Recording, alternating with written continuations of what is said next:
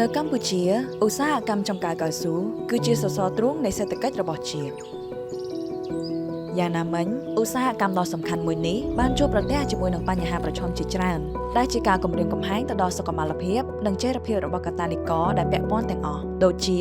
បម្រែបម្រួលតម្លៃទៅតាមទីផ្សារសកលព្រមទាំងការផ្គត់ផ្គង់ផលិតផលអតុល្យភាពធ្វើឲ្យប៉ះពាល់ដល់ហិរញ្ញវត្ថុរបស់អ្នកផលិតMSP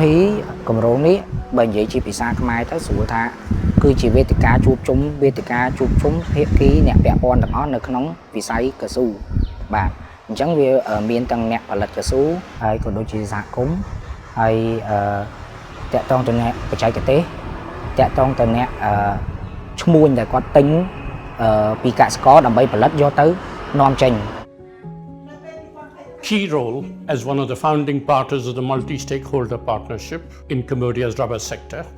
The organization coordinates stakeholders from the public, the private sector, civil society, and rubber farmers to address challenges and explore opportunities for sustainability. The MSP aims to promote environmental protection by empowering rubber farmers and indigenous groups, helping them increase their technical skills and negotiation power with those who purchase their products.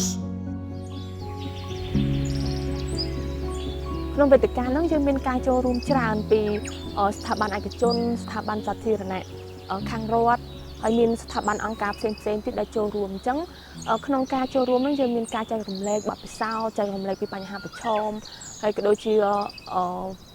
អត្ថប្រយោជន៍ផ្សេងទៀតពីស្ថាប័នមួយទៅស្ថាប័នមួយបំពេញឲ្យគ្នាអញ្ចឹងកស៊ូខ្ញុំគិតថាឲ្យតែមានជាប់គឺយើងអាចទទួលផលបានហើយក្រោយមកគឺខ្ញុំបានទទួលការសិក្សាពីគម្រោងឃើញថាកស៊ូខ្ញុំខូចមុខខាងក្រោមទាំងស្រុងអស់ហើយប៉ុន្តែយើងបានសិក្សាទៅគឺយើងអាចផ្លាស់ប្ដូរមុខមកជាតាម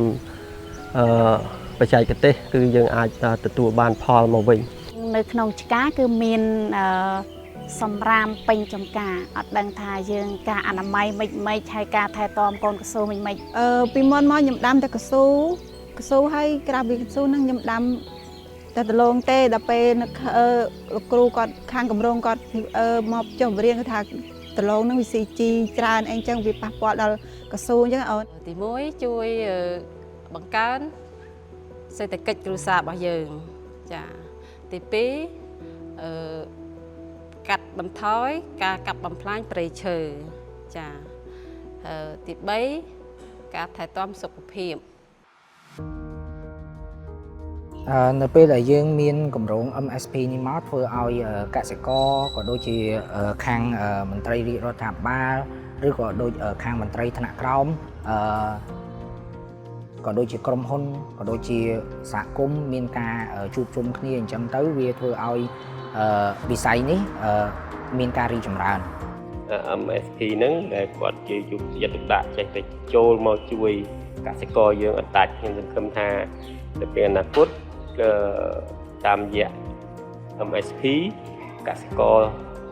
យើងថាតូចទាំងអស់នឹងស្វែងយល់កាន់តែបានជ្រៅហើយនឹងបង្កើតធ្វើឲ្យសហគមន៍គាត់កាន់តែល្អហើយគាត់ចេះបែងចែកនៅតម្លៃនៃកស៊ូរបស់គាត់ដើម្បីឲ្យមានគុណភាពទៅតាមអ្វីដែលខាងដៃគូរបស់គាត់ដែលអ្នកចង់ទិញរបស់គាត់ហ្នឹងតម្រូវការយើងមានការជួបជុំរវាងឈ្មួញក្រុមហ៊ុនឯកជនដែលជាអ្នកប្រមូលទិញកស៊ូហ្នឹងជួបជាមួយនឹងគណៈកម្មការសហគមន៍អញ្ចឹងវាបានឆ្លើយតបដោយថាគាត់ទទួលទិញជ័រពីសហគមន៍ហើយការផ្ដល់ព័ត៌មានត្រឡប់មកវិញហ្នឹងគឺឲ្យសហគមន៍ជាជ័រឲ្យបានល្អបកកជ័រកស៊ូហ្នឹងឲ្យបានល្អហើយមានភាពស្អាតចាបើសិនយើងតាមបច្ចេកទេសដែលត្រឹមត្រូវគឺយើងកស៊ូរបស់យើងគឺយើងអាចយូរអង្វែងដូចជា20ទៅ30ឆ្នាំគឺកូនចៅរបស់យើងគឺអាចទទួលប្រាក់ចំណូលកូនកស៊ូនឹងបានបាទឆ្នាំទៅពីមុនតម្លៃជ័រវាបានតែ2200អីទេបាទហើយឆ្នាំទៅក្រោយដល់ពេលយើងបានចាប់ផ្ដុំគ្នាកើតជាសហគមន៍ឥឡូវជ័រកើនឡើងដល់2500 2006ដល់2009យើងបានពីចំណេះដឹងពីខាងគម្រោងគាត់ជួយខ្លះហើយយើងនឹងខំដូចថាយើងជួយ កែប្រែខ្លួនឯងទៀតយើងសង្ឃឹមថាពេលនេះទៅមកទៅអាចជួយដល់គ្រួសារយើងបានច្រើនអូនដូចថាយើងបានផលពីកស៊ូទៅគាត់បានរងថ្ងៃអញ្ចឹងទៅយើងជួយគ្រប់គ្រងក្នុងគ្រួសារយើងបានធូរធារអាចធូរធារជាងមុន ចា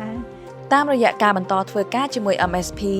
យើងអាចប្រើប្រាស់សក្តានុពលពេញលេញបង្កើតគំនិតផ្ដួចផ្ដើមដ៏ច្នៃប្រឌិតបង្កើតឱកាសដែលលើកស្ទួយដល់សហគមន៍និងលើកកម្ពស់ជីវភាពរស់នៅនិងធានានូវអនាគតប្រកបដោយចីរភាពនិងវិបុលភាពគឺមិនត្រឹមតែសម្រាប់ឧស្សាហកម្មចម្ការកៅស៊ូរបស់ប្រទេសកម្ពុជាឥឡូវនេះទេនិងសម្រាប់កូនចៅជំនាន់ក្រោយៗទៀត